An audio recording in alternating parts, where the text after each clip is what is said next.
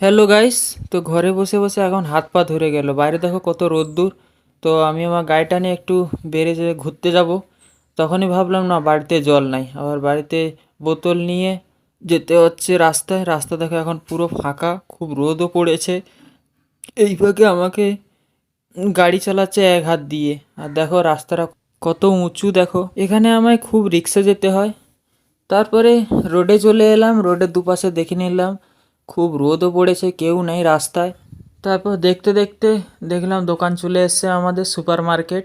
এই যে মার্কেটটা দেখো। গাড়িটা স্ট্যান্ড করে দোকানের ভিতরে ঢুকে পড়লাম। দোকানে গিয়ে বললাম জল আছে নাকি, বললো জল এখন নাই, বিকালে আবার আসবে। আর আমি দোকানে অ্যাডভান্সও দিয়ে রেখেছি সকাল থেকে, কি করব।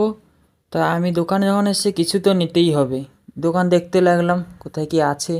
তারপরে হঠাৎ আমার ফ্রিজে লক্ষ্য বলল স্প্রাইট বোতল, তাই স্প্রাইট তো নিতেই হবে, আমার খুবই পছন্দ। তারপরে স্প্রাইট বোতলটা নিয়ে দেখি কত টাকা দাম আছে। দেখি লেখা আছে 50 টাকা দাম, আর আমার কাছে 50 টাকাও আছে।